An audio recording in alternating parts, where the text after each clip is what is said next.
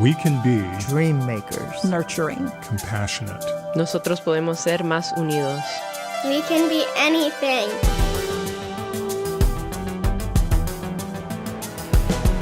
I'm Grant Oliphant. This is We Can Be.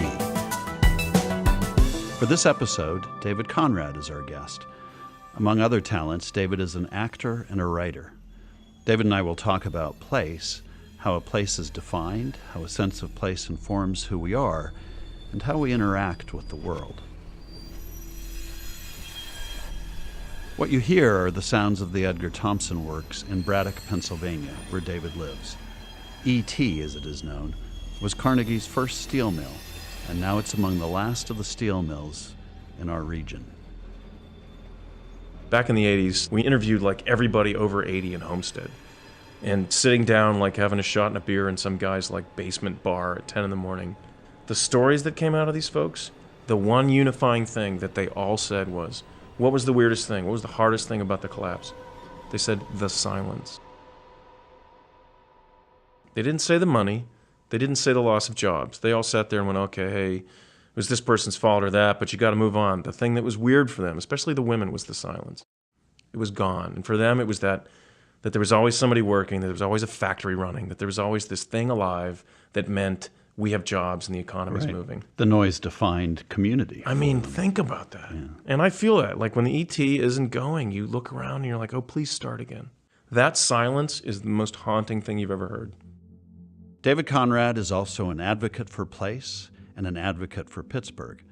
I'm privileged to know David as a friend. He's immersed in our rich history in labor and in the arts. He's a deep thinker about what makes for the qualities of place. I don't know about deep thinker, but... Yeah, I saw you wince on that one. That was a test of your humility, actually. Oh, good. So excellent. It's actually one of the things I love about you. When you came back to this town, you came in not with an expectation that you should be entitled to any sort of different treatment, but a full commitment to being part of the community and being part of a particular community within Pittsburgh, Braddock. Let's talk a little bit about the work you've done and how it's given you not just a love of the art that you pursue, but of the places. I think it's the word romance is really actually works for how I feel about Pittsburgh or a town or place is that it's a physical reaction. It's a dance. It's a movement through it. It's a reaction to the land itself. I remember years ago I read American Childhood by Annie Dillard. And the opening lines are about the shape of the land will be the last thing she remembers when she's forgotten the president's name and who she is. Mm-hmm. And I remember that ringing in my head, and at that time I was in college and wasn't thinking about coming back to Pittsburgh. And suddenly it just hit me. And I've since then been drawn back to my hometown. And in terms of what I would be involved with here, I've been blessed with great teachers and pushed towards one of the strongest values that I'd like to try to embody or that I try to hold to is listening. And as an actor especially, hearing stories and taking them in without qualifying them. You know, just listen to people's narratives, what they are, what they talk about, what they react to, what they love, what they don't love, what their accents are, what they emphasize. For me, I loved that quality in Pittsburghers on all levels. Is that something that has helped you in understanding this place when you've come back? I grew up, I wouldn't say in a tough neighborhood, but I grew up in a neighborhood where you had to sort of fight for your place or that you really weren't listened to. Mm. And in comparison to a lot of people, I had it easy. But I do think in general in a lot of the quote-unquote Rust Belt cities or cities that have gone through industrial turmoil or collapse of their industries, there is a sense that our voices aren't worth being heard, that the town you come from is someplace you should be glad to get out of. I mean, the number of times I've heard people say to me, oh, I bet you're glad you got out of there. I wince. And I think about the thousands and thousands of children and young folks who grow up with that being spoken into their ears. And for me, it was really coming back and thinking, you know, is there a way I can at least communicate or at least try to evoke in folks who think they need to leave Pittsburgh or Braddock or Homewood or Hazelwood or Brookline, you know, or Chalfont, or all these places that people just look at and kind of scoff at, that your story and your narrative and what you find beautiful or what shocked you or what you've been through is as valuable as anything Arthur Miller or August Wilson ever wrote. So if there was a way I could do that in Pittsburgh or try to respond to it, I just tried to do it on different levels. I mean, it's very unorganized, and it could be buying a painting from somebody who I think is remarkable, who works as a part-time sushi chef downtown, or interviewing kids in Braddock to say, hey, tell me your stories for 6 weeks, and then try to be like, okay, let's mold those into monologues, right, or improv. That, to me, there just seems something weird and rich about Pittsburgh, and I'm sure that's a personal prejudice, right? I grew up here. But I do think there is something odd about this bizarre collection of weird tribes and nationalities that got pushed into these kind of Balkan valleys and became this crazy city. That is actually the history of this place, and it's and there is something distinctive about that. Well, I mean, I think it was 20 years now or 25 years that Brendan Gill, is that his name, wrote the article for the New Yorker about Pittsburgh. Right. And he said if Pittsburgh was in the middle of Europe, people would travel 1,000 miles to see it. And he talked about size and comprehensible neighborhoods. And he mentioned this sort of idea of a European mid-sized city at about, 230 to about 500,000. And how that, to most human beings, is something that they can make sense of, they can comprehend, they can wrap their arms around. And bigger than that, you start to lose the identity of a city. It becomes sort of a commercial entity that the folks from that side of the city are completely different from you.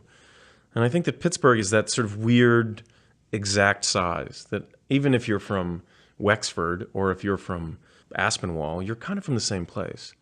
You feel, I mean, for lack of a better word, Steeler Nation, right? Like, there's an identity as a Pittsburgher, as a Western Pennsylvanian, that we're kind of a weird city-state.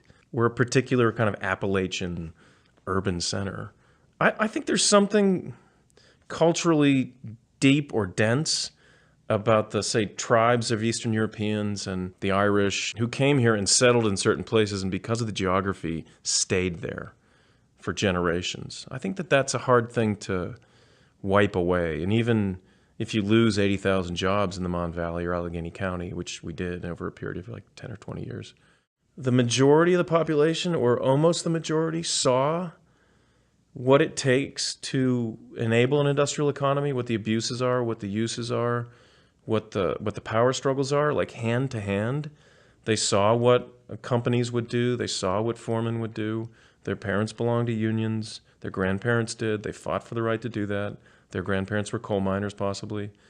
I mean, I'm not saying that's not everybody in Pittsburgh by a long shot, but that knowledge, I think, affected a certain kind of, what do you want to call it, pragmatic sort of common sense, or a kind of social democratic leaning that I think is rich here. The narrative Pittsburgh has held on to, this is still who we are, even though these jobs might not be here. I did a workshop once with kids at Steel Valley Middle School, and I talked to them about like labor ownership. And I said to them, well, your grandfather, grandmother worked at the steel mill for 30 years. What does that mean to you? In any way, do you think that they own a piece of that mill? And they said, yeah, I think, one of the kids said, yeah, I think a piece of that mill belongs to my grandfather. And Belongs to. Love that. I thought, that's an 8-year-old, like, talking about social democratic labor theory, to use a silly word. Like, that was the natural instinct, not, right. No, it belongs to the people who own it. I love that story. Yeah. And that is actually that hit me like a ton of bricks. This kid had never seen a steel mill. That was a mall with a Starbucks and a Barnes & Noble where his parents shopped, right? He'd never seen a steel mill. A big ceremony Friday, touting a site many believe would be ideal for locating Amazon's second headquarters, along with 50,000 jobs. It's a wonderful, wonderful site that puts us in a very competitive advantage with that company. It begins with an A, ends in an N, Amazon, something like that. They might want to think about where to come. That is the voice of Allegheny County Executive Rich Fitzgerald. David and I talked about how to keep the unique identity that he just described while continuing to grow and attract companies like Google and Amazon.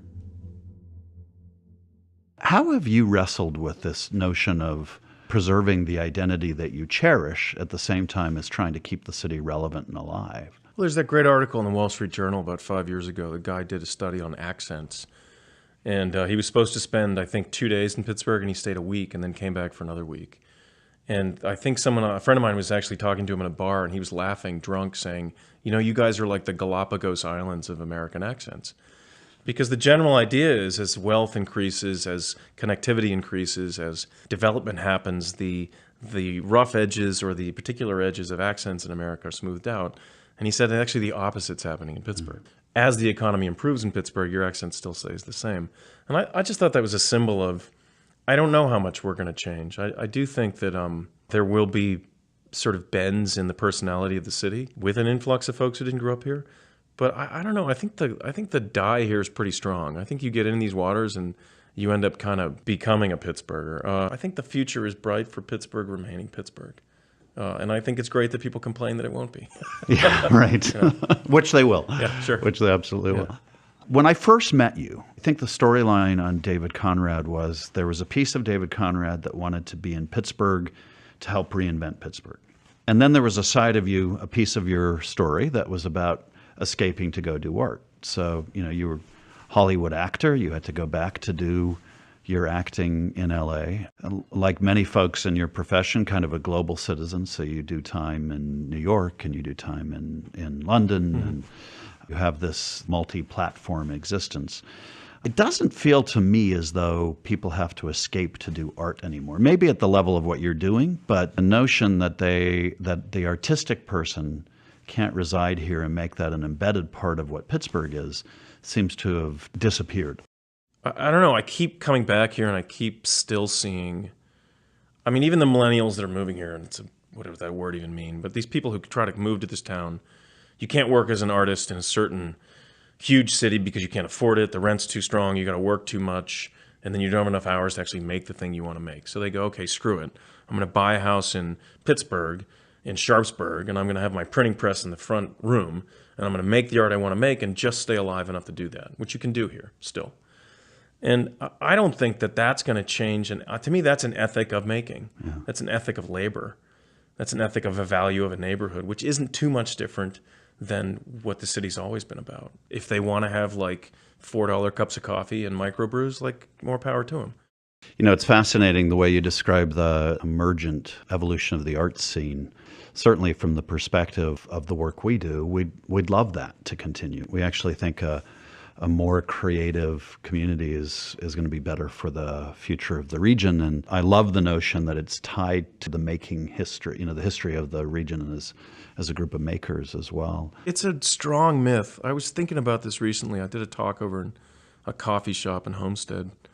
But these kids, right? These kids who grew up in Steel Valley and they didn't want to leave. One of them works as a registered nurse, and the other guy's a war vet, did 3 tours in Iraq, and now runs a yoga spinning studio in Homestead. And the other guy's a bean roaster. Like, they wanted to stay in their hometown. They bought a building. They don't rent it, they bought it. That kind of sweat equity is just invaluable. But anyhow, I was doing a talk at his place, and I thought to myself, Detroit collapses, Missalanti, Massillon, other towns, Toledo, they fall apart, right? Detroit made cars. That's a thing, which is not very much different than this microphone or an iPhone. It's an idea as much as it is a thing. We made steel, which is in some sense an element. And we make a thing and we send it out, and other people could make products out of it. But Pittsburghers made, in some weird way, what they consider to be like air and water. Steel, glass. They're these essential elements that have this kind of core good to them in your imagination. And you can't sit there and go, okay, yeah, cars, they pollute the environment, or they do this, or I don't want a car, I want a bike. They're all still made out of steel. Right. And you could sit there and say, I was a steel worker. I just made this thing that built the world. There's something so simple, but I think that it's a thing that people react to. You see those mills and they look like some weird structure to the religion of I don't know what. There's something mythological about it. They look like giant cathedrals.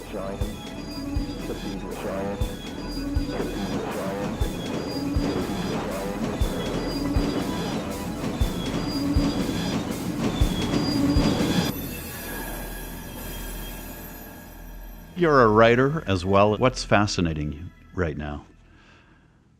What's fascinating me? I'm really interested in when I was in my 20s, and the first time I came back here to kind of consecrate myself to learning about, the steel industry and the history of the Valley. And I hooked up with these great socialists, and they are straight up Marxists. They don't apologize. Charlie McCollister, David Demarest, Mike Stout, John Herr. I mean, these guys are lefties. Tony Novosil, They will not apologize, and God bless them. And that, to me, was my history lesson of Pittsburgh and the Mon Valley. And one of the great heroes of those guys was John McLuckie, who was the mayor of Homestead during the Homestead strike, who, stood up to the forces of the Carnegie Steel Company and Henry Clay Frick and fought them tooth and nail until he lost.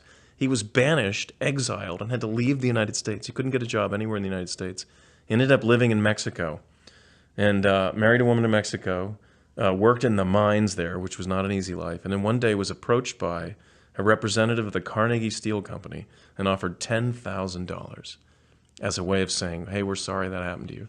And McLuckie pushed it back at the guy and said, no thanks. Now, that kind of moral guts or crazy stupidity amazes me. And I've been sort of looking at the story of a conversation, if it ever happened, between Frick and McLuckie. And it's one of these things you just keep rewriting in your head of, it's the meeting you want to hear behind closed doors. Like, Louis Armstrong and Bix Beiderbecke, did they ever play together? That kind of thing. Did Fitzgerald and Hemingway, and what did they say when they were by themselves? So, been working on a kind of story about that people are working on. And there's going to be a giant, either a miniseries on TV or a giant sort of Nicholas Nickleby theater piece about Frick and Carnegie and the steel industry and the history of American labor that's going to be produced possibly by the National Theatre in London or Showtime. And the actor Mark Rylance is behind that. Steven Spielberg might be interested. Tom Stoppard might work on it. It's kind of a big deal, and it's an interesting thing to see happen.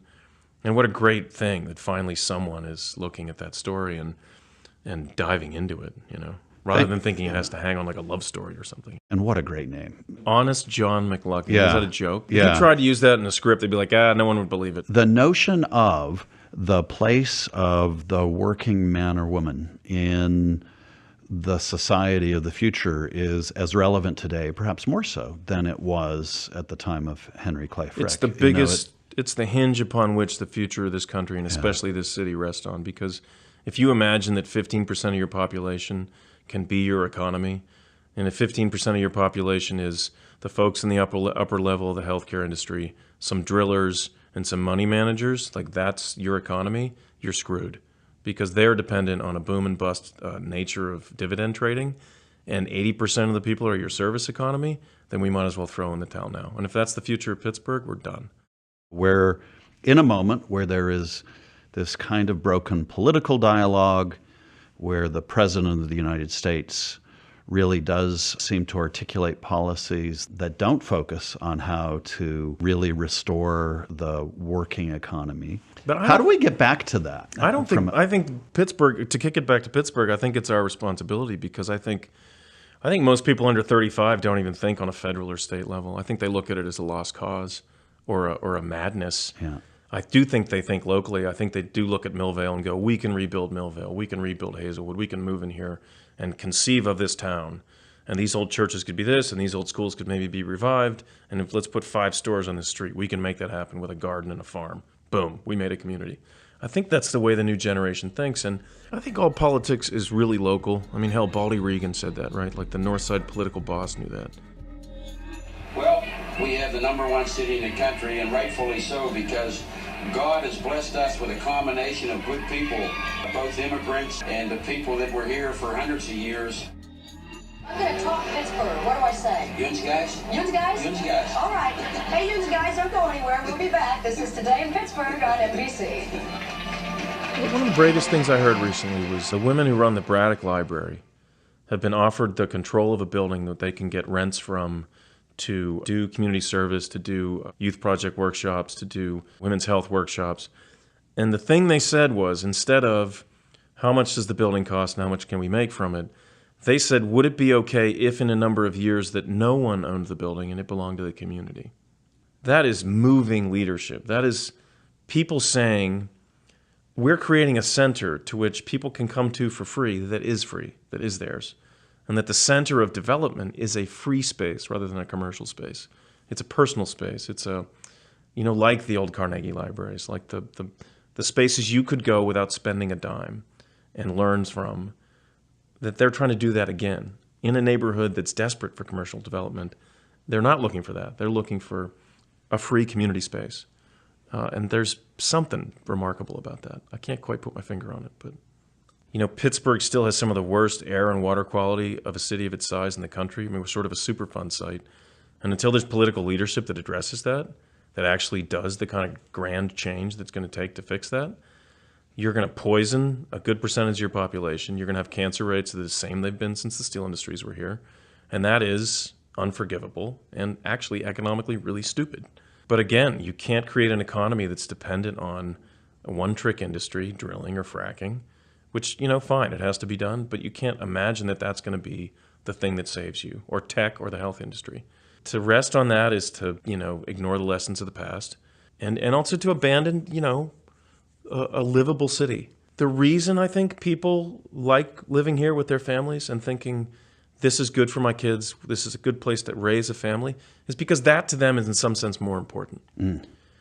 And a lot of people will talk about, my job is this, but my family is rich. Now, I don't think that's some awful thing that, people have to do some job that they don't love. I think that working simply for money is in some people's minds not the point of life. Now, we've been taught all our lives that an economy and wealth are defined by a thing called a GNP or a GDP. I think that in 100 years or longer, this is going to be the same kind of thing that people look back on and go, can you believe they had slavery? Can you believe women were treated this way? I think people will look back on us and go, they were more interested in how cheap a thing was rather than how many people in one neighborhood had health care. Where was the daycare? How were the children taken care of? What was the healthcare level? How many buildings had tax liens on them? Like, that actually is the measure of wealth. And until we push towards focusing on those, we're always going to have an economy where we're going to hire anybody for the lowest amount, and businesses are going to be running towards the cheapest way to do something.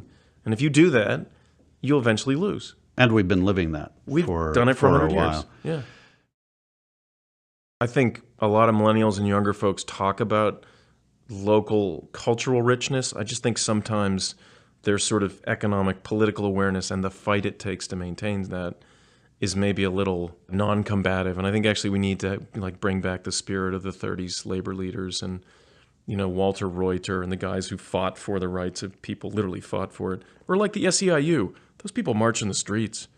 They realize who they are. They're organizers. And I think you got to bring that back, because the folks out there who sort of fight for Trumplandia, they're going to fight you with sticks. And I think that people need to take a stand and say, okay, that's not free speech. That's actually violence. I think you need to actually say, no, you don't get to do that. And you need to stand up to folks like that. And I believe that is, in some respects, easier to do when you're focused on the local level, because you see it. Right. And you see who it affects for Everybody real. Sees it. Yeah. All I can do is say amen to that. Yeah. I mean, Pittsburgh's such an amazing place. And I think the foundation communities with their different officers and their concentration on so many different levels is a remarkable thing. I just think maybe the political leadership's a little behind the times, and people still rely on, some big businesses in the Allegheny Conference pushing things left and right. And I don't know how wise all that is, Well, you've articulated, I think, the challenge that we, like a lot of communities, face. In our case, it really is this distinction about which type of future we want to have and what sort of a mix of industries and economy we want to invest in, what we value. Yeah. I really want to thank you for sharing your thoughts with us today. Good to be here. You actually are a deep thinker, so you may not like owning that, but you just stick to the specifics. It's always better to tell other people's stories. You know what I mean? It's always better to relay the accent or the particular example of somebody telling you something, because they're the truest things. I mean, the most fun about, again, being in Pittsburgh is just to go somewhere, sit in a bar, and listen to somebody talk, because the stuff that comes out of people's mouths, unbelievable, honestly. The way David Conrad loves Pittsburgh, to me, captures beautifully the way a lot of Americans feel about the communities that they call home. He mentions in our conversation the concept of a community based on pragmatic common sense. And really, if you think about it, that's one of the core American ideals that can only be rebuilt at the local level. We sometimes treat community as an afterthought, but community is where research has proven we get our sense of of identity. We get our sense of purpose in life, where we fit in, and we quite literally get our sense of place. And to find somebody who celebrates that is to capture, I think, an idea that is core to the future of what we all would like this country to be about, and we can rebuild it here at home. This is Grant Oliphant. Thank you for joining us for We Can Be.